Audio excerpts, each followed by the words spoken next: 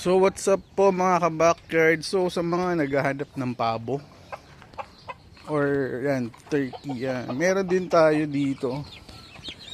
Yan. Bagong pisa. Yan. Puro puti yung mga pabo namin yan. 10 piraso yata to. Yan. Nakapagpapisa kami ng pabo. Tapos ito, ano ito, manok to. Nalaki na pala na ito, pwede na pawalan to ah. Pero ito mga pabo. Tapos, ano pa ba? Ayan, ito, may mga malalaki rin kami dito.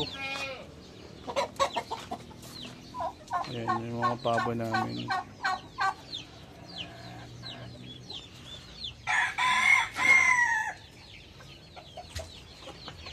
Tapos ngayon, meron tayong pabo na nasa naglilimlim sa limliman. Hawak ng kambing tapos kakain ka. Oh, hindi ka naghugas.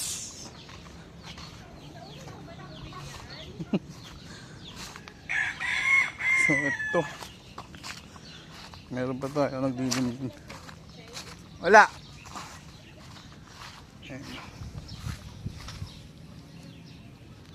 Limlim. Titingnan natin kung bababa na kami. Ayun yung may mapipisahan yan.